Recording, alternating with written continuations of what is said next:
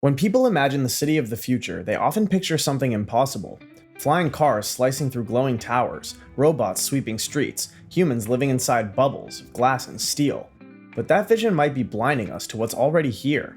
Because somewhere, right now, there are cities quietly doing the work we once called impossible. They're not science fiction, they're working prototypes of tomorrow, built, lived in, and evolving before our eyes. And if you know where to look, you'll see the future has already arrived.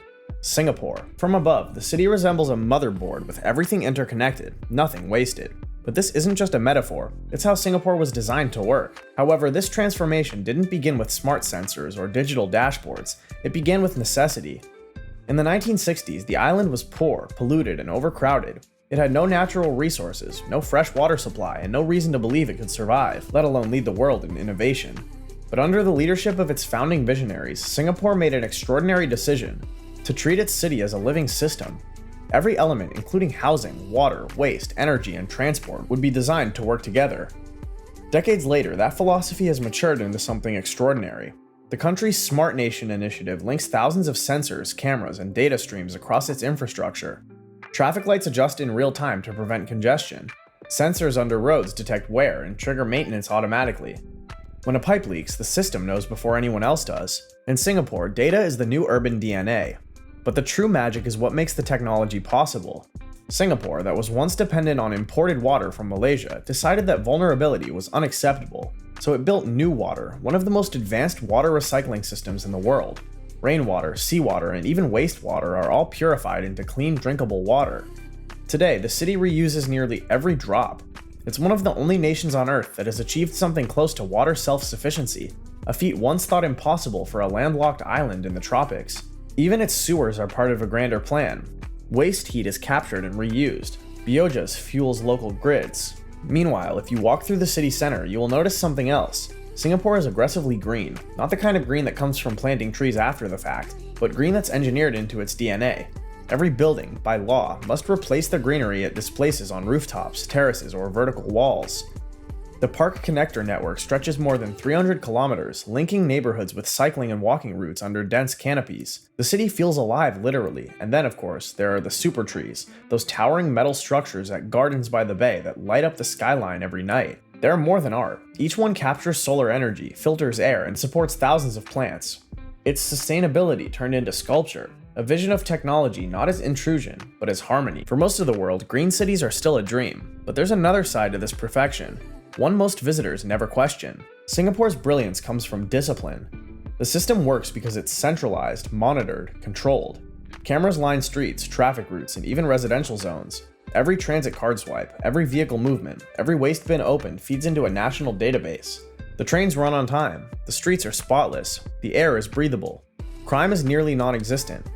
That, with enough data, enough order, and enough trust in technology, chaos can be eliminated. For urban planners around the world, it's a beacon with proof that the future can function. Still, in a world where many cities can't keep their lights on or their water clean, it's the future running quietly, efficiently, every single day. Masdar City. If Singapore is the future we built by mastering the present, then Masdar City is the future we reached far too soon.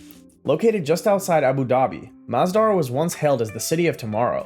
A place that would prove sustainable urbanism could thrive in the harshest conditions on Earth. In 2006, Masdar began as an audacious promise, a city powered entirely by renewable energy, zero cars, zero waste, and zero carbon emissions. It was to be a living laboratory for innovation, a playground for the best ideas in architecture, energy, and design. Architect Norman Foster imagined narrow shaded trees that captured wind currents, buildings aligned to minimize heat, and solar panels blanketing every roof. When construction began, the global press couldn't stop talking. This was the prototype, this was the future. But standing there today, Masdar feels strangely quiet. Its streets are clean, but empty. Its futuristic pods with driverless electric shuttles designed to move people around the city sit mostly unused. Global financial crises, shifting priorities, and the sheer cost of maintaining such perfection slowed progress. The city, designed for 50,000 residents, houses only a fraction of that. And while Masdar still operates as a research hub and eco-campus, it's no longer the bustling metropolis the world imagined. But Masdar's story is one of iteration. Every experiment, every abandoned plan, taught the world something about building for the future. The city pioneered solar desalination and waste-to-energy systems that inspired similar technologies across the Middle East. Its pedestrian-first design became a model for climate-adapted urban planning in extreme environments. Even its mistakes, like overstimulating how fast people could move into an untested city, became invaluable lessons for future projects. Masdar proved that you can't simply build a city of the future, people have to want to live there. A city, no matter how smart or sustainable, is only as alive as its citizens. Today, Masdar is smaller than it was meant to be, but it's far from irrelevant. It's a hub for clean tech startups, a testbed for global sustainability ideas, and a reminder that progress doesn't always look like perfection. You could say Masdar walked so others could run. Or perhaps so others could rethink what running even means. Because the cities of the future won't be built in isolation. When we talk about future cities, we often make one mistake. We assume technology is the answer, but it's only the instrument. Masdar's balance of ambition and humility teach us that the cities of tomorrow won't just be measured by how advanced their tech is, but by how gracefully they integrate that tech into everyday life. The future won't arrive in a sudden flash of innovation. It's arriving gradually, but hidden in city policies, sustainability plans, and the hum of unseen systems that already shape our lives. The truth is, the city of the future is less a destination and more a direction. It's the quiet shift from consumption to conservation, from expansion to optimization, from building more to building smarter. However, some cities went even further and tried to perfect the formula, to remove chaos entirely, and to create a world so efficient it forgot to be human. One of them sits on reclaimed land near Seoul, South Korea. It's called Songdo, and it might be the most advanced and most misunderstood city ever built. Theoretically, Songdo should have been a success. Constructed on reclaimed land along the Icheon waterfront, the project was intended to become the most technologically advanced urban space in the world. A place where every building, every vehicle, and every home would be integrated into a seamless digital network. The concept was to use data, automation, and intelligent design to eliminate inefficiency, reduce waste, and improve quality of life. The city would be the model for how future urban centers would function in the 21st century. Songdo was conceived in the early 2000s when South Korea was positioning itself as a leader in high-speed connectivity and digital infrastructure. The government and private partners invested tens of billions of dollars into its creation. Every apartment came equipped with telepresence systems that allowed residents to video call neighbors, government offices, or even medical services at the push of a button. Traffic was managed by an AI-driven central grid.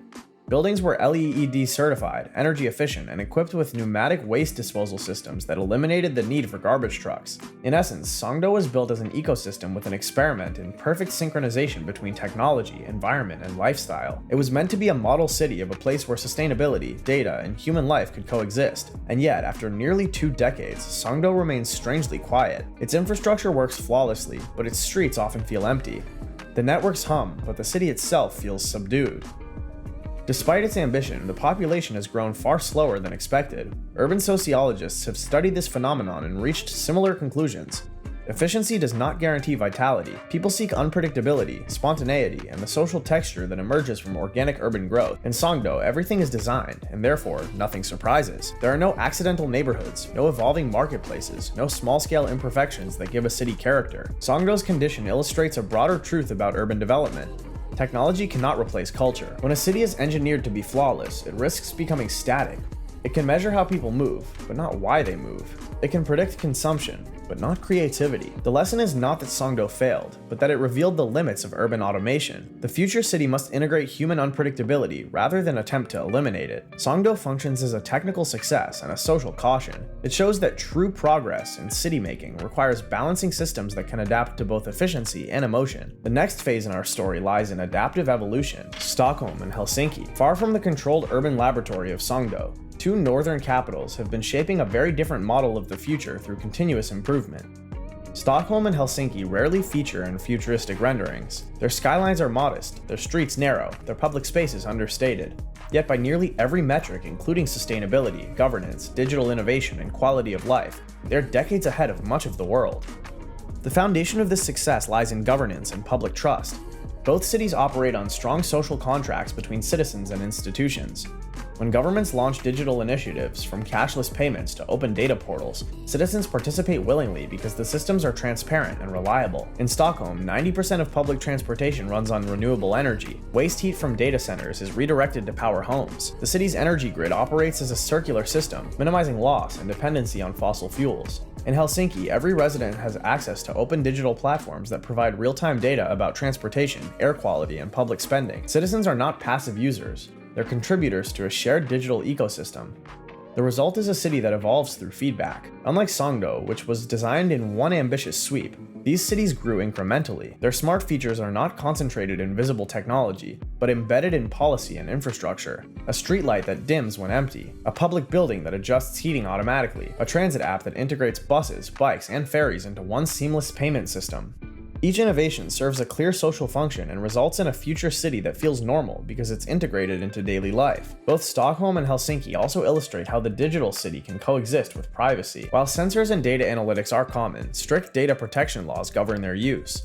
Citizens maintain control over their information, and government systems operate under transparency frameworks that limit misuse. In this model, technology enhances autonomy rather than reducing it. People trust their systems because they understand them. That trust is what allows these cities to implement advanced technologies without resistance or fear. It is, in essence, the opposite of surveillance-driven models.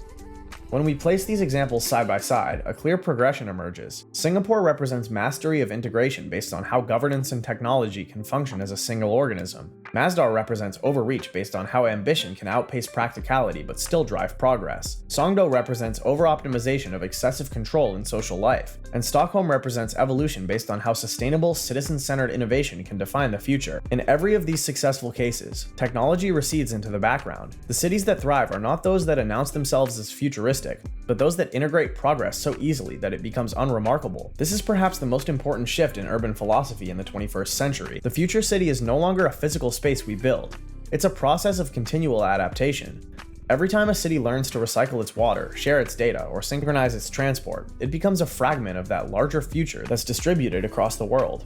But this evolution brings ethical questions. Who benefits from automation? What happens when efficiency conflicts with freedom? Cities like Singapore and Songdo demonstrate that centralization can achieve incredible order, but at the potential cost of autonomy. Scandinavian models show that decentralization can create flexibility but may limit rapid implementation. The path forward will likely carry both, with global systems designed for toughness and anchored by local governance and transparency.